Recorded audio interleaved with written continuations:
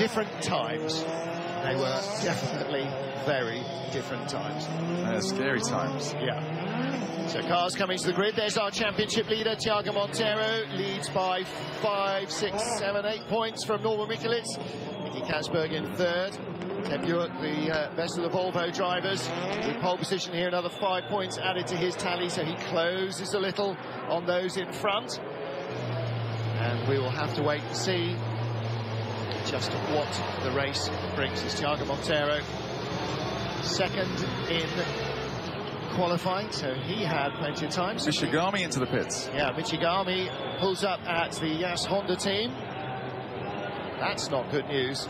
Our front 2 rows are complete. Our front 3 rows are complete. Volvo row. Now there's a problem. Esteban Guerreri reverses back into his grid box.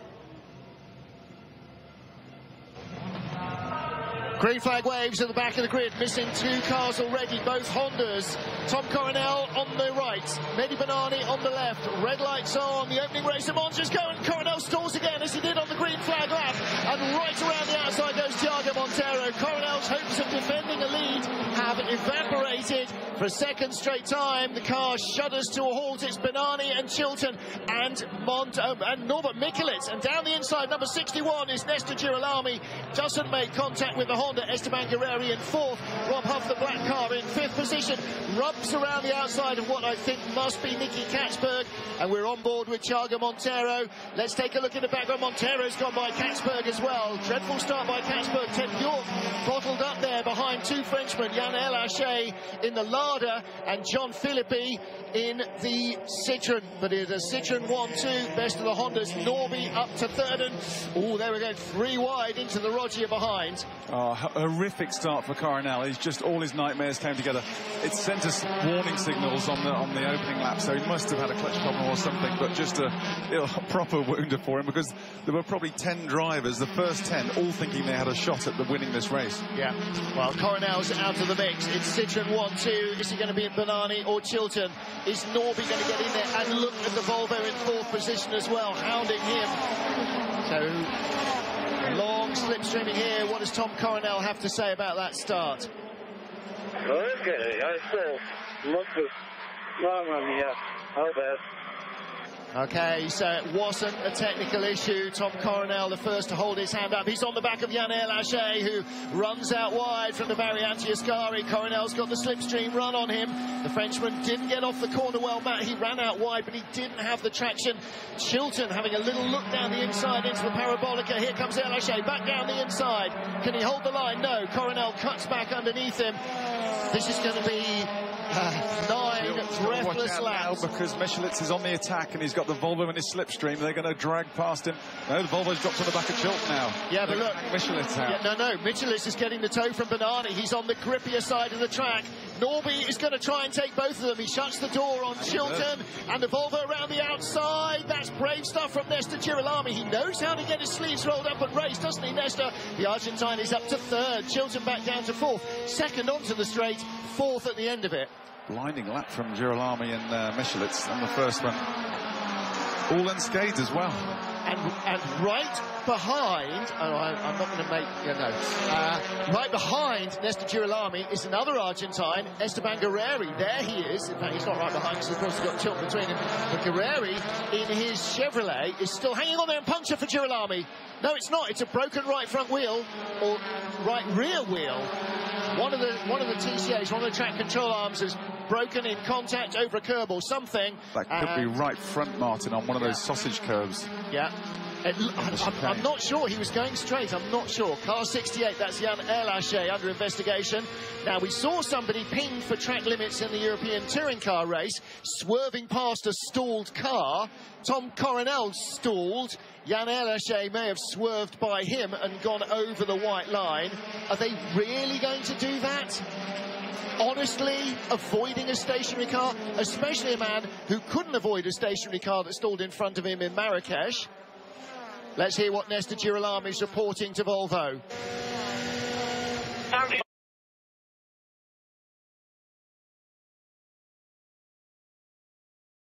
In my suspension. Yeah. Is that a chink in the Volvo armour? Well, there are big sausage curbs on some of these chicanes, and if you get the line wrong, you really clump them hard. And Matt, it's like running up a curb on a road. They are that high. Yeah, setting fastest lap of the race there. Here's Norby going around the outside for the lead. The Hungarian brave, but didn't have an overlap. But the writing is on the wall for Bernani. The Honda is not slow in the slipstream or out in the slipstream. But he's got to be careful because Chilton's sniffing. Chilton's back in the groove now, and he is sniffing at it. One mistake, and Norby might hang himself out to dry. Guerreri still fourth. Rob Huff can't get by him. Norby looking again. He's piling the pressure on Bernani.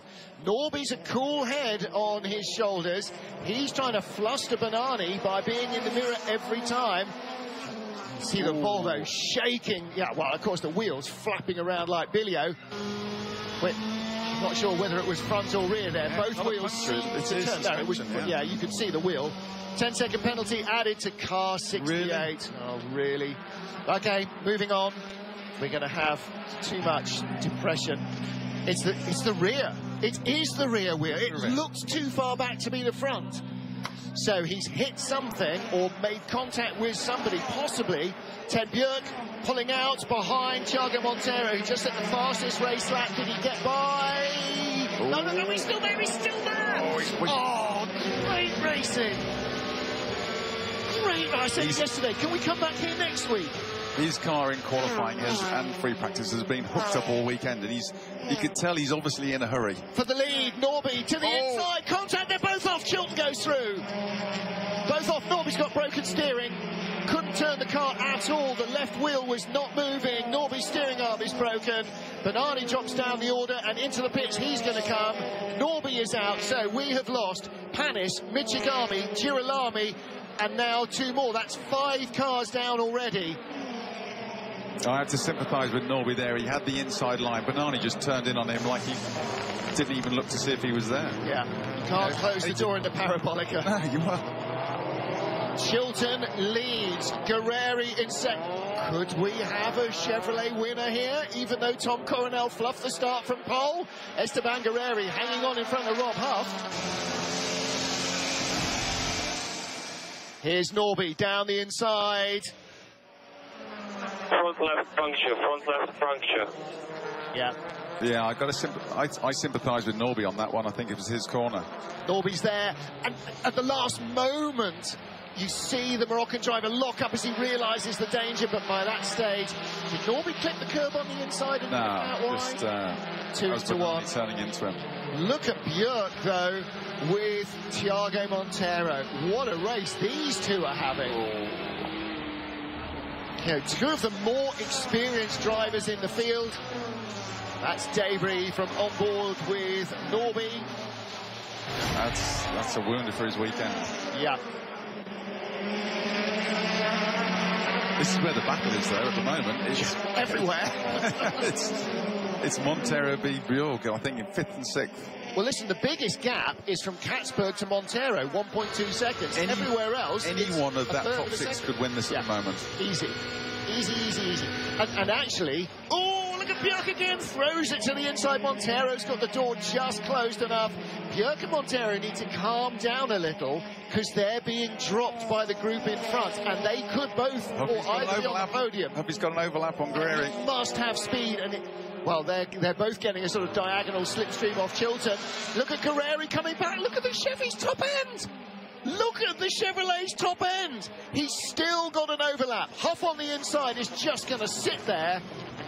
And behind Guerreri, there's Nicky Katzberg, and there's Thiago, and there's Ted Björk. They are now right with them. 1 lap calming down between Björk and Thiago, and they're right back there. This is what they've been saying to us. The Citroen seems to have more low-down mid-range. The RML engined Chevy has more at the top end. Ooh, Katzberg defending now from Monteiro. Yeah, Monteiro attacking now. He's got to Katzberg. What epic racing. Fantastic stuff. Tom Chilton still leading. 2nd, 3rd, 4th, 5th, 6th. As they go across the stripe on the exit of the first of This the has all been giving Chilton a bit of breathing space just to get his head down, just roll the laps off. But Huffy's now... Anywhere else? Yes. Here? No. He's 7/10 in front of Huff. Huff's getting a good, strong toe off Chilton. In a lap from here, they will all be in one long queue. Yeah, the bonnet is loose or the splitter. Please advise heavy vibration. Now, he's hit a curb somewhere and slightly loosened the front of the car, and it's chattering away at the front. Katzberg now walking wounded in fourth. The bearded man, the gentleman there in the garage, by the way, for those that didn't recognise, your four-time world champion Ivan Muller. Yes, that's what he looks like. You can see Katzberg's splitter right on the floor there. It's chattering away. Yeah, that left front corner. So he's clumped a curb somewhere. As Montero can get up in the inside. Yeah, here we go. The Honda's going to get him. The Honda's going to get him. Because he's just making the Volvo a little bit more draggy. Plus Montero was in the slipstream. Ferrari just breezed past, doesn't it? Yeah. Well, he had that slingshot, didn't he? And Huff is almost with Chilton. Now, is Katzberg going to let Björk go? Yes, he is. Yeah. Or is he? No. No, come on, he's going there. Come on, if you're coming, go by. Yes. Tiago's not going to be happy with that. He's going to think he's got one on over Björk, but... Coronel just dive-bombed Filippi into the Primo Variante as well, so Coronel now up to 7th from last-ish. There's Coronel, there's Filippi, there's El Haché. El Haché still with a penalty for... Whatever. Yeah, whatever. Please don't ruin our racing. This is the most epic stuff we've had this weekend. So Chilton leads from Huff, but the gap, look at the evolution. From 7/10 down to half a second, and it's going to be a car length or two. That's not half a second now. Not now. It's a car length or two. A car length and a bit. Huff is coming. Huff's now got the dorsal fin is now out of the water, isn't it? He can smell his first win of the year. Yeah.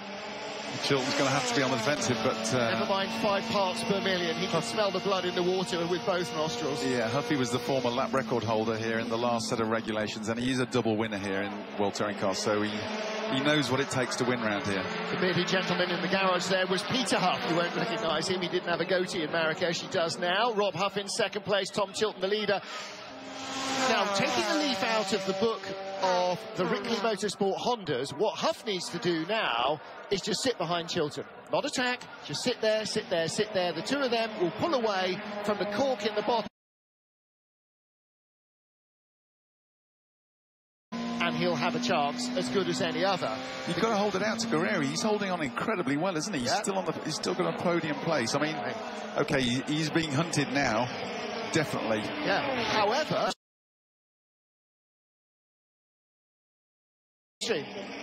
Huff's not going to pass him now. I'm saying that Huff is not going to pass him now. Further back, Coronel goes by Katzberg like he's standing still. Is Katzberg going to give it him? Yeah, no, he's not. No. You're going to have to work hard as a Dutchman to get by a fellow Dutchman. Coronel has to jump the curbs. I think he thought that was a done deal. Katzberg, it may be that Katzberg didn't have the front has he got under braking. He's got a problem. Oh, Coronel, has he broken something over those sausages? Katzberg's bonnet's loose as well. I thought that from the onboard. I thought that's a big gap under the bonnet. And Thiago goes by them both. I know Thiago goes by Esteban Guerreri, so that's a change for third. Guerreri's coming back at him, though. And here comes Ted Björk. Björk trying to get by. Coronel in trouble behind. Where's the look? What's Huff doing? Here's Björk behind Guerreri. Guerreri off the podium to 4th, but not done yet. He's a very savvy racer, Esteban. Nicky Katzberg, Jan El Haché, John Filippi, Tom Coronel. So Coronel slipping back. El Haché's got by Filippi as well, but he's still got a penalty, El Haché, of 10 seconds, so effectively he's still behind. And there's Chilton and Huff. And here comes Ted Björk looking down the inside. Can't get there. Still in 5th. Katzberg ahead of El Haché. Coronel looking as well as they come down into Ascari. He can't get by through. This is lap 7 of 9. 2 more times to have a stab at all of these passing places. And look at the ladder. El Haché driving around the outside. That Volvo splitter is really very, very important in its performance. Oh. Katzberg leaning on him. No, not quite. Around the outside goes El Haché. Coronel's got up the inside, but it's almost like Coronel thought he got a problem, or felt something and so backed off just in case. And did he give the place back because he took it by straight line in the chicane? Maybe he got a radio call. Well, no, maybe he just went, no, I took that. You know, he's a grown-up driver. Oh, it's going to be 3 abreast. 3 wide into the Primo Varianti. Tom Coronel, John Philippi inside Nicky Katzberg, and Katzberg just trying to finish in the points. And at the moment, although El Ashe is in front of him, Katzberg down to 9th on the road, will still be 8th. Here comes Huff. Now, is Huff even attacking yet? This is lap 8 of 9. I still think he's either going to go in the Parabolica here or on lap 9. Under braking, Guerreri eased out wide by Ted Björk, and Björk, well, no advantage, no penalty, both off there. Last of the late breakers. No, Björk was never going to make the corner, was he? No, neither of them were at that speed, were they? So this is lap 8, penultimate race here. And it will be the Ultimo Giro when Rob Huff makes his move. They come under the banking up to Ascari. This is what it would look like if you were sitting in the car looking backwards. Either of these win here, Chilton or Huff, it'll be a big win. Yeah, absolutely. And it's amazing how the almighty Citroen goes from the all-conqueror to the underdog, which is perceived as this year. It'll be the first British driver to win here. So, Rob Huff since 2011, not 2010. Andy Priaulx. Chilton's hanging on. He's only got 1 more lap after the end of this term. Huff's not had a look yet. He's not had a stab. Now, either he's the same weight, very evenly matched. Either he's got nothing, or he's just biding his time. I'd be biding my time. The old Monza adage was, there's only one place not to be going on to the last lap, and that's in the lead. Side by side. Look, here comes the Chevy back again at top end. And because he's getting that side toe, isn't he, alongside the Volvo. The Volvo there was marginally ahead. The Chevy with the inside line, getting a bit of slipstreaming. If he can get it nailed, get in front, he's retaken the place from Ted Björk. Ted Björk, the single fastest car in individual qualifying, whereas the Chevrolet, I mean, in free practice, he was like 12th, 13th, 14th. Okay, last lap of the race. Has Huff kept his powder dry? Can Chilton keep him bottled up? Well, Huff, if he's going to do it, he's got to do it fast. No, if he does it now, Chilton can get him back into the Parabolica. And this is Kevin Gleeson and Daniel Nagy. Good move by Kevin Gleeson. First time in these cars. That is a good debut. Yeah, both using every inch of track out of Lesmo too. Cars very evenly matched. Slight technical advantage, possibly with the Sebastian Loeb racing team that ran it last year compared to Munich Motorsport, for whom the car is new. Well, can Huffy make it up? Montero's going to be third. Don't know who's going to win. Martin, another couple of laps. Montero will be right in this. There aren't any more laps. This is the last lap of the race. Ultimo Giro. Esteban Guerreri still ahead of Ted Björk. Drifts out wide. I mean, one of Huff's problems now is he's running so close. He'll be losing downforce on the front, so losing front end. Chilton, as long as he keeps his head, he's got this. Guerreri's holding on to fourth. Ted Björk can't go the long way around the outside, can't cut underneath. Guerreri's got the door shut. Björk's trying to leave him apart. And at the line, the checkered flag, waiting for Tom Chilton or Rob Huff. I'm going to have to stand up and watch them as they come across the line. It is Chilton victorious. Huff second, takes the point. Montero third. P1. And fourth at the line, Ted Björk got in front of Esteban Guerreri. So, Peter and Kate Huff and Happy Robinson, Tom Chilton, delighted with that.